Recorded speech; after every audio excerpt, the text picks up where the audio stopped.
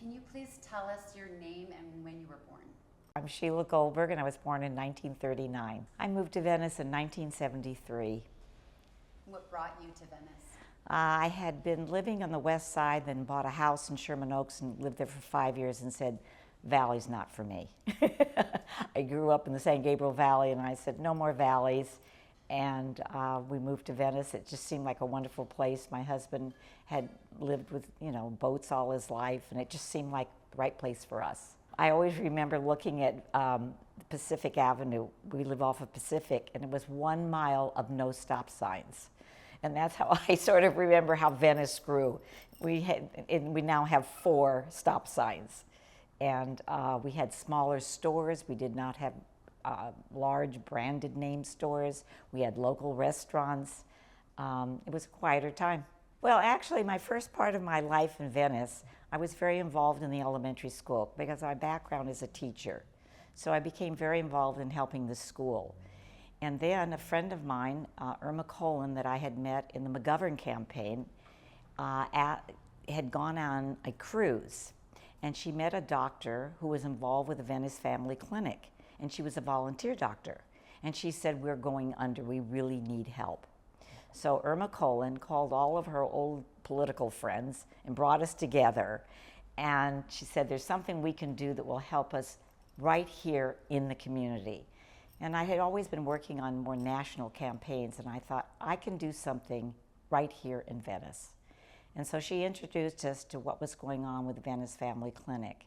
And it was run by 2 doctors who were both volunteers, and it was run out of a dentist's office. And we thought, oh my gosh, we got to do more than that. And that clinic was started on Lincoln Boulevard, and people would wait outside on the street for appointments. We didn't even have appointment times. And we got together, we said, what can we do to raise money? And of course, everybody wants to do a dinner. And this group of women looked at each other and said, no, not our style. What can we do? And we thought, we have a natural constituency. We have artists, and it's so Venice. Why don't we take advantage of it? And that concept is what grew for the Venice Art Walk. We wanted people to come to Venice and support the clinic, but we didn't know how we were going to get them there.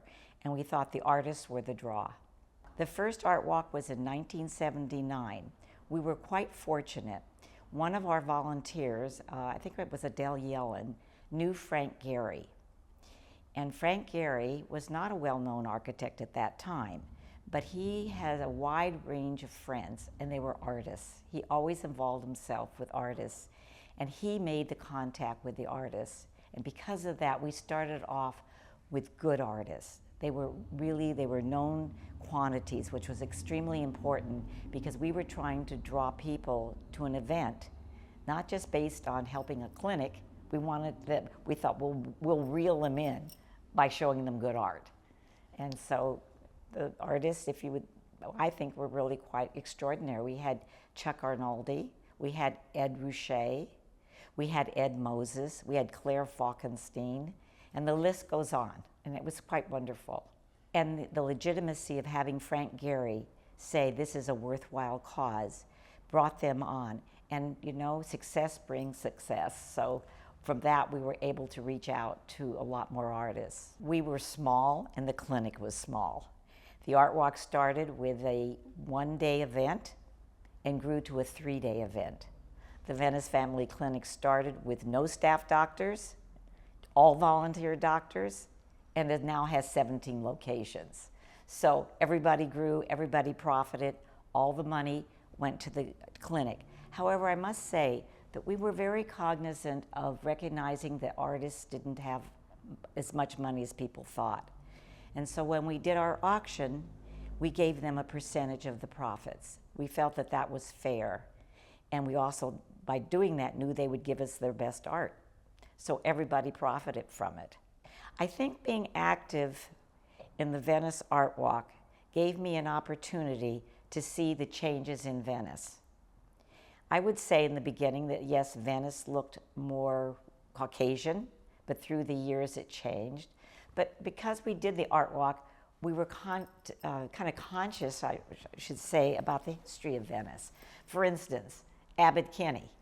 When he developed Venice, he had a chauffeur, and his name was Tabor. And we had his house. He was a black man, and we had his house on the Venice Art Walk because we wanted to show the history of Venice. There were black artists in Venice. Fred Eversley was here, and we showcased him. And through the years, the whole Oakwood area was more black, and I don't know how many Latinos there were, but there was a great diversity in Oakwood. And unfortunately, that does seem to be waning, which doesn't please me. I'd like to think that our background has expanded rather than shrinking. People ask me how I feel about the homeless in Venice. And I said, a lot of them have been here longer than you have. And let's make good neighbors. Let's help those people. Now, it's true. I don't think all the homeless should be in Venice. I think they should be spread out across all of LA. But Venice is a more welcoming place. And we have to remember that they're human beings that need help. And instead of pushing people out, let's provide the space. But I have to tell you that having worked on Art Walk all those years, that's what really led us to Venice to look at diversity, how rich it would make our community. We, in the Art Walk, reached out very early to diversity. We had Betty Saar was a black artist, we had Carlos Alvarez, and that led to a national audience so that we could bring in people like Richard Serra and Diebenkorn. Sam Francis was a Santa Monica artist. So all of this expanded who we were, made Venice more well-known. And so more people wanted to move here. So what I asked those people who moved there, you came here because you learned about us through the art world and through so many other good things that we did. Don't change that. Embrace why you did come here and enjoy all kinds of people. Venice is still a very unique community. As much as it's more gentrification now than it was, it still has a feeling of a diverse population with all age groups and people of different backgrounds. I like that there's still people that I can call a local plumber and he says, I've been here for 25 years. I like that anybody that I need, I can find right here in the community. And that's very welcoming to me, and it makes my life richer.